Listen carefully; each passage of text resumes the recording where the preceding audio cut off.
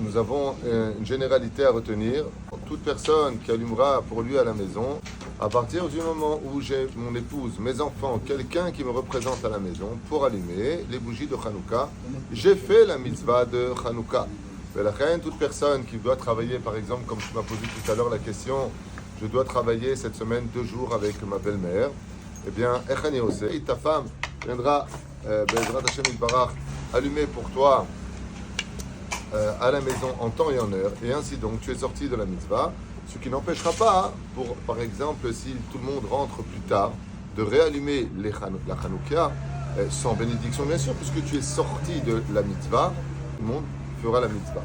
Ceci étant, pose la question, est-ce qu'il est préférable d'attendre tout le monde à 20h par exemple, ou d'allumer à la sortie des étoiles? Il y a ce qu'on appelle les dour mitzvah. Le meilleur moment, c'est d'allumer Dafka à la sortie des étoiles et de mettre de l'huile suffisamment pour que cela brille.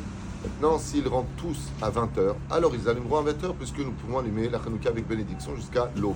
Que ce soit à la sortie des étoiles ou après la sortie des étoiles, à partir du moment où tu allumes les bougies de Hanouka, la demi-heure est propice pour toutes les prières. Combien ce serait dommage de rater cette demi-heure à allumer et partir, s'occuper d'autre chose, alors qu'il est très important de regarder les bougies de Hanouka pendant Bezrat Hashem cette demi-heure et de prier surtout à Kadosh Baruch Hu. Les 7 cieux s'ouvrent pendant ce moment-là, c'est Sha'at et Ratzon.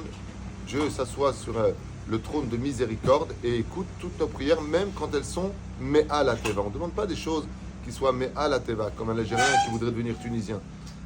Ce serait trop difficile. Mais pendant cette demi-heure-là, on peut demander vraiment des choses qui soient Me'a la Teva. Bezrat Hashem, Vena Fochu, on le retrouve aussi pendant la période de Hanouka. Profitez bien de cette demi-heure, Bezrat Hashem, et ce soir, puisque vous savez qu'il y a un match de foot, ce serait dommage. The match, je ne sais pas ce que ça veut dire, j'ai jamais vu quelqu'un pour qui le jour de sa mort on a rappelé qu'il n'a pas raté un mondial.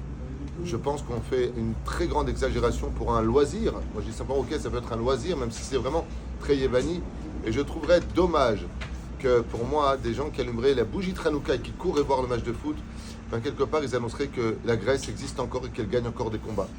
Ce serait vraiment dommage que pour des gens qui courent après un ballon, on laisse tomber une occasion où la Shrina descend sur les bougies de Hanouka, alors que tout est en différé et que ce fameux but qui va avoir lieu, tu peux le revoir 1000 fois après le match de foot.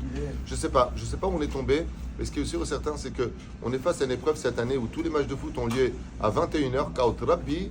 La finale a lieu exactement au moment d'allumage des bougies. Je vois ici un clin d'œil du Créateur du monde, et j'espère que Bezrat Hashem fera preuve de maturité, au lieu de courir constamment après des choses qui nous rapportent absolument rien, si ce n'est que le plaisir de dire « Ouais !»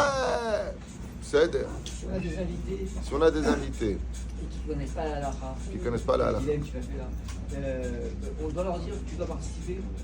Alors à partir du moment où ils ne connaissent pas la halakha et qu'ils comptent allumer avec toi, oui, tu diras la halakha à voix haute, non pas vous devez participer, mais si vous allumez avec moi, de ce que j'ai compris, il est bon de participer avec un shekel, non pas symbolique, mais pour acheter la mitzvah. Et tu as raison de le rappeler, quand on ne rallume pas chez soi les bougies ou qu'on veut sortir Yedei Chova parce qu'on s'est invité chez les uns et les autres, et on dit bah tu sais quoi, on allume avec vous parce qu'on va rentrer certainement vers l'aube à la maison ou Bichlal, ne pas rentrer ou rentrer mais sortir Yedei Chova. Dans ce cas-là, on participe pécuniairement à la mitzvah en donnant une pièce pour acheter aussi la mitzvah, car comme toute bonne chose, comme les bénédictions, comme les mitzvot, il est bon de les acheter.